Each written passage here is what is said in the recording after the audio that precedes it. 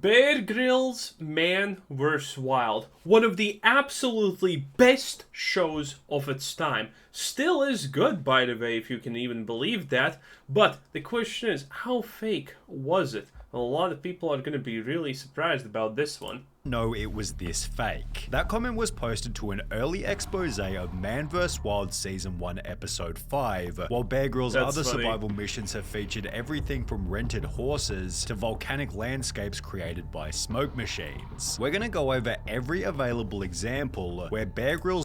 That's already insane. You know, as a kid, I was watching Bear Grylls and I was obviously like, yeah, it's kind of a little bit hard to believe because how can you find yourself in such danger, such wilderness, such harsh conditions constantly? And let's be real, you probably are not drinking your own piss every second episode. You know, most likely it's just colored water. It makes sense, you know, stuff like that is reasonable to assume, even as a kid. But man, how everything changed after one episode, and this was like one of the biggest, most scariest episodes ever. Like climbing on train tracks or doing stuff like that. It's like, oh, we're one step away from danger and death. You know, that type of situation. And then there was this crazy picture that was posted online of Bear Grylls and his crew after that episode at the same spot, literally eating a gourmet sushi dinner.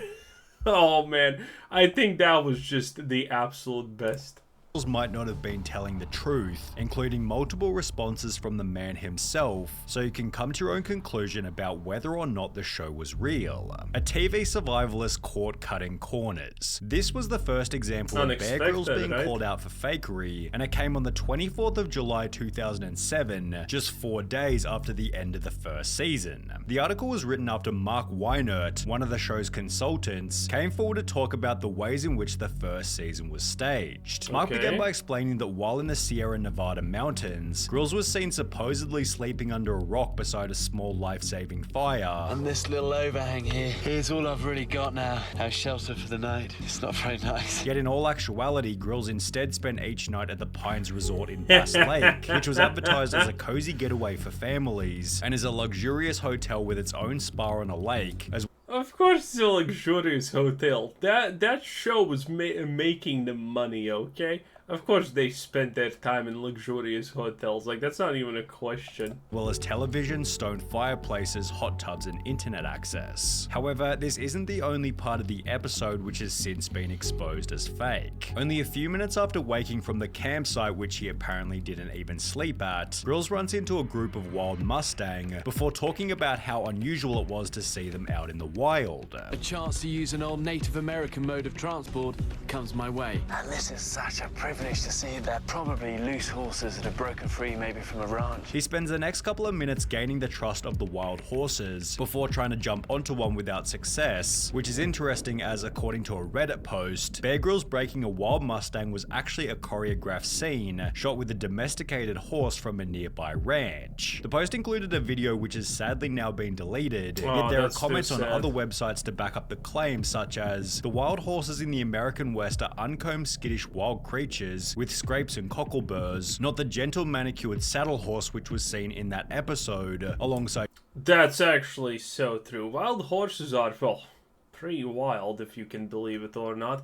Also, the idea that he can just befriend a wild horse like that at random is completely out of this world. YouTube comments such as, I grew up near Reno, Nevada, and spent a lot of time watching wild horses. The proof that he never roped a wild horse, he's still alive. On top of this, Mark Weiner then explained that Season 1 Episode 9, in which Grylls is supposedly surviving on a scarce desert island, was actually filmed off the coast of Hawaii, where Grylls spent his evenings in a motel. During the same episode, Grylls can be seen making a bamboo raft on the beach which even included a fishnet sail, yet this was also debunked after Weinert explained he actually led a team of builders to construct the raft. It was then taken apart so that Grylls could be shown building it on camera. However, it was... I mean, the reality of all of these shows is they're supposed to be interesting, so they play up everything. We already know how this works, right? You know, no one wants to watch Bear Grylls for, you know, even a cut up version of him like spending one day trying to create a raft unsuccessfully. That would be boring. Obviously, everyone wants to see a jump cut of him completing the task and being cool and whatnot, because that's interesting. And that's why a lot of people don't actually question stuff like this, because the reality is, you're watching it on TV. You literally could not in reality care less or more about is it 100% fake, 50% fake, or 0% fake, as long as you're entertained. And that's exactly what they know that they need to accomplish. So, you know, a jump from, a 10 centimeter height, Bear Grylls is gonna do a front flip for that, just to make it more entertaining. That's the world we live in. Season 1 episode 5 on Mount Kilauea that was the most suspicious of them all. At the beginning of the episode, Grylls was supposedly walking on an active volcano, I shown saw by this sulfur one. dioxide gas which was steaming from the surface. Sulfur Which dioxide kills you, gas by the way. Forms in volcanoes, and here it's really thick. Look at this, you can actually see the sulfur dioxide here seeping out of these vents. However, after the episode went live, one of the show's safety instructors explained to the Sunday Times that the white clouds of poisonous sulfur dioxide that billowed around the former SAS Explorer were in fact harmless vapor created by smoke machines. And according to insiders, the red glow of the molten magma which he warned could incinerate him in seconds was supplemented by burning hot coals brought in by members of the production team. Sulfur dioxide fumes are colorless and you can't see it, so smoke generators were used off screen to make the existing fumes seem visible. Later in the episode, Grylls talks about being far from civilization before probably. explaining that crossing the terrain was dangerous due to lava cracks in the ground. Crossing these fragile fissures can be dangerous, but there is a way to do it. Sometimes you get these lava bridges that cross them over, but you've got to be really, really careful crossing these, just because you don't know what's solid and what's hollow underneath. However, when When you think about it, it's like, okay, so here we don't know if this is solid under, or is this gonna break and I'm gonna instantaneously die. Let me gamble and just jump on it. YouTuber called Volcano Chaser uploaded a video titled Rain Man vs Wild Bear Grylls is a phony. This segment was also debunked. The video showed that just behind the camera, the lava crack came to an end and could have simply been walked around, which became even worse after it was shown that Grylls was not far from civilization and was rather right next to a major highway. Nice. To add a cherry on top of the cake, the video description exposed other parts of the episode by stating, most of the scenes in the show don't exist in the area he was supposed to be in. Avocado trees, lava tube, tropical forest, fissures, and landing site are all in different parts of the island and separated by up to 50 miles. I've hiked this area hundreds of times. These fissures are unique to a small area on the summit and are a very popular tourist viewing area. They're only a few hundred feet long and easy to go around. Only the phony bear seems to have trouble crossing them. The fissures are located next to the parking area where cars can be seen on the crater rim drive shown on the clip, although there was still more trickery that wasn't being made obvious to the audience. Survival expert Nick Vrumans worked with Bear Grylls on season 1. I mean, you don't want any of it to be obvious because you want that, feeling of suspense and whatnot. Like, the easiest litmus test here is like, do you understand this? Is, okay, so this is a professional survivor guy, like, but who's holding the camera? I understand if he's like this Wolverine type of figure, crocodile dandy MFer, yeah. He can probably, do a front flip between two trees, kill an elephant, and instantaneously roast it. But what about the camera guy? Yeah, think about that. On episode 13 in the Australian outback, after which Nick stated that even the script itself was pre-planned. He'd expand on this by stating everything you see in the show is set up. I built him shelters and found him snakes to eat. On the show broadcast to Europe and the US, you see him catch a snake, kill it, and eat it. But it was actually 2 snakes. A roadkill that I found which he was shown beating on the head and eating, and then a live olive python that a wildlife carer had been rehabilitating, which was followed by Vrumans also exposing the segment where Grylls was almost almost attacked by a crocodile, stating, "The whole crew was petrified of the crocodiles. Bear didn't want to get anywhere near the water, so he filmed a setup of him like he was near a crocodile when he was actually a safe distance away. I was a bit miffed when I saw the finished show." A crocodile? I haven't even seen that. As a result of the media ripping each episode to shreds, Bear Grylls was given a chance to respond to the controversy during a live talk show. And then we heard somebody complaining that they said, no, he's down the road at the Motel 6. He's not really out there surviving. The way we film these things is over 6 days, and when I'm filming the live night stuff I'm out whether it's in a camel carcass or up a tree, and then when we're not filming the night stuff, I'll stay with the crew, wherever that is, whether it's in a tented camp area in the Sahara or a jungle lodge, in a rainforest or wherever. Grylls would then issue a public apology stating, "If people felt misled on how the first series was represented, I'm really sorry for that." He added, "I'm the person that takes the rap for these things, even though I'm not always involved in the editing side of it," which was followed by the show promising to be 100% transparent going into the future. To cover themselves, the second season opened with, Dude, that's some bad PR, like literally taking no responsibility for your actions. Oof, not looking good. the disclaimer. However, it's not like this did anything to convince viewers of the show's authenticity. If I had to choose one person to be stranded on a desert island with, it would be Bear Grylls. That way he would have his crew with him, and they'll probably pay for us to stay in a nice hotel or something. You know what's crazy? That was the actual OG.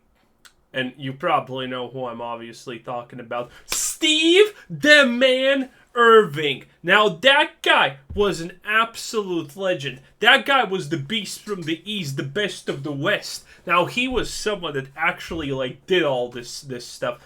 He was Man vs. Wild before Man vs. Wild was popular, and then the saddest thing happened. What did he actually get stung by? A manta ray? A pufferfish or something like that? He got stung by a fish and died. That's so sad. They couldn't save him. That was one of the saddest things ever, because that guy was real. That guy was the absolute best. He actually wrestled with crocodiles. He literally just went into a swamp, saw something, and jumped into the water while holding a tarantula up.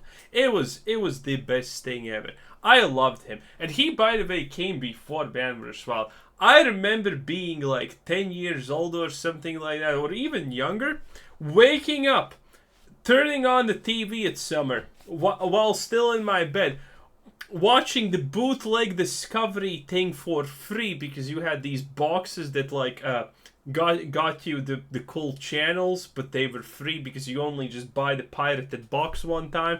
It was great. And you know what? It starts. I'm watching Steve Irwin. Summer. It's great. What a time to be alive. That was great. And after that, it was the A-Team. The good old A-Team. Mr. T and all of that stuff. Oh, that was the sauce. Which became even worse after the show was exposed for a different stunt. During the episode in the African savannah, Grylls is shown squeezing water out of elephant dung, which by itself didn't seem all that troublesome. However, when Canadian survival expert Les Stroud, host of the show Survivor Man, responded to the episode in a Reddit AMA, he debunked the strategy by stating, "Many of the actual survival skills taught are bogus. It's not possible to squeeze drinkable water out of elephant dung. Well, it is if your cameraman has soaked it with bottled water." I would even go so far as to say that some of the skills, if followed and attempted in a real survival situation, could result in worsening the situation. With this, yeah, because you don't want to eat shit. Actually, despite Americans trying to teach their children how to do properly, dung eating, stuff. You Americans are weird, and wrong. I hope it all fixes itself soon. Despite that, it's probably not a good idea to eat that, because that's excrement, okay? That doesn't have a lot of good stuff in it left. This comment coming alongside a few instances of Les Stroud dissing Man vs. Wild for its lack of authenticity. I was wondering if you've ever had the opportunity to meet Bear Grylls. I haven't, because I'm out overnight and there's nobody else out there. What are your thoughts on Bear Grylls? If you wanted to learn about archaeology, would you get it from Harrison Ford? A lot of fresh water around here. It's a good thing, yes. too. Otherwise, I'd be used to probably having to drink my own pee. Yeah, right. There are YouTube videos as well as full-blown websites dedicated to the poor advice that Bear Grylls is given, with many stating that that this constitutes fakery, while others have made the point that Grills was simply Wait, did that say throw your food at a bear? Throw your food at a bear.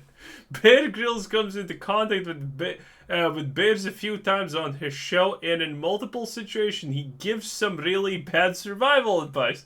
Bro, if you throw stuff on a bear, I'm pretty sure you're just gonna piss it off. You know? What is Bear Grylls gonna say? If you see a polar bear, just give it food? Bruh, the polar bear is gonna hunt you until the end of the earth because it's hungry and you are food, okay? Wow! While others have made the point that Grills was simply showing survival techniques, and it therefore didn't matter if the shots were set up or not. It's a show to teach you how to survive certain scenarios. To have every survival stunt to be real every single episode would be both dangerous and illogical. He teaches survival techniques. It's That's obviously irrelevant true. if he's really facing those perils or not. The point is, it's entertaining and informative. He was teaching people how to survive if they were in that situation, as if he's not risking his life for a freaking TV show. Whether or not setting up the shots constitutes fakery is up for debate. However, a YouTuber by the name of Lo the Show seems convinced that even when set up, a different Bear Grylls stunt is completely impossible: eating a snake. Even with the guts and skin on, you can eat them straight like this.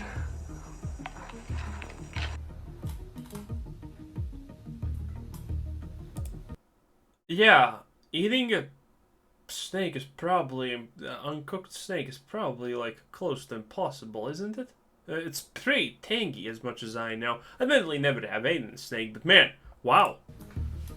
A lot of this stuff when I was Although older. in other episodes, Bear Grylls has shown himself eating snakes in their entirety, so I wouldn't call the video by Lo the Show all that much of a debunk. However, if we want slightly better evidence, we have to look at a video posted by Justin Wallace titled "Climber Cringe Bear Grylls Confirmed Top Roper." Justin, who's clearly an Roper, avid what the climber, hell? spends the video criticizing an advertisement in which Bear Grylls is climbing a difficult route in Utah. Grylls is shown to be using all the wrong gear. Guess we're using the Mountaineer's coil, which you don't really do, especially when you're trad climbing in Moab, because it just kinks up your rope. Sorry, bud, but a single wire gate on your harness isn't gonna do much for you. Tying all the wrong knots. What the hell knot is that? Kinda looks like a bowline, but not really. And even climbing the wall incorrectly.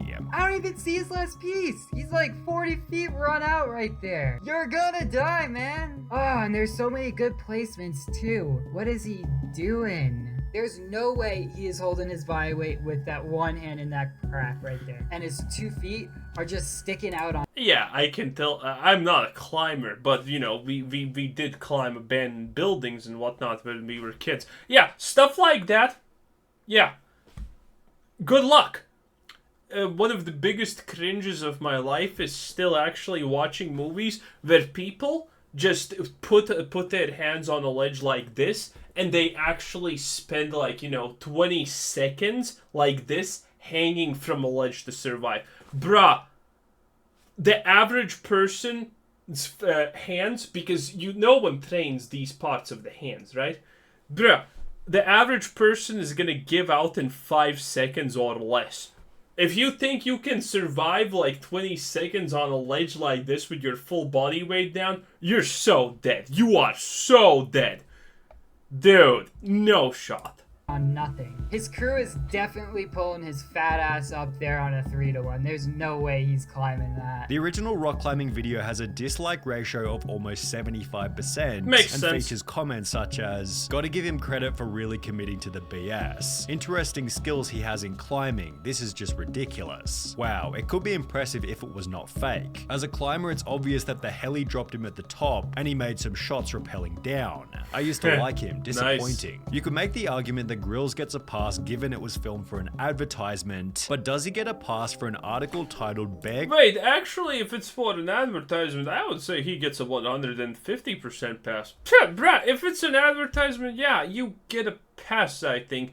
Like, even kids, I don't think that stuff like this seen in advertisements is real, Grylls show accused of fakery again, after the island's ordinary men exposed as trained professionals. According to the article, The Island by Bear Grylls introduced what was supposed to be 13 ordinary men are about to be abandoned on a Pacific island with just the clothes they stand up in and a few tools. But there was no mention that Rupert Smith had worked in war zones and extreme environments, including alongside Grylls as director of Channel 4's Escape to the Legion. Similarly, there was no introduction to cameraman Dan Etheridge, who also worked with Grylls on Discovery Channel's Man vs. Wild. Kif McManus, a sound recordist with 10 years experience in some of the world's most dangerous places, also failed to get a mention.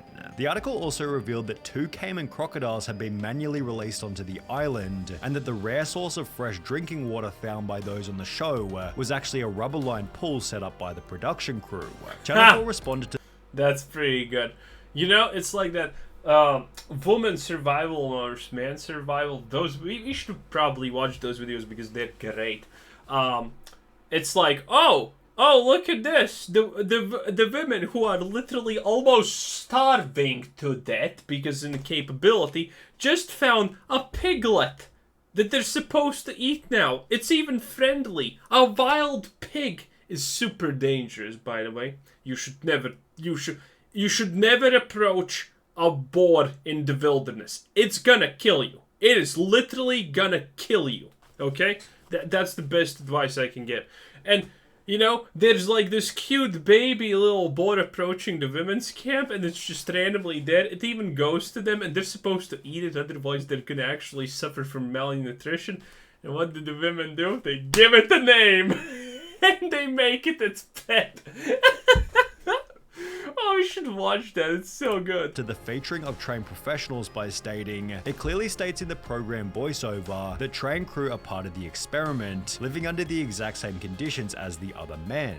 Like all of the men on the island, their professions are captioned on screen and their backgrounds are discussed. Biographies are also on the Channel 4 website, before going on to address the crocodiles and drinking water by stating, we had to ensure the island's only water supply, a muddy pool, would last through filming in the dry season, and that there was enough native animals and native vegetation that could sustain the men for 28 days, as long as they had the ingenuity to find it, catch it, and kill it, which you have to admit is a pretty decent statement. Ah, that's true. Okay, a better video from Sunny than expected. Wow.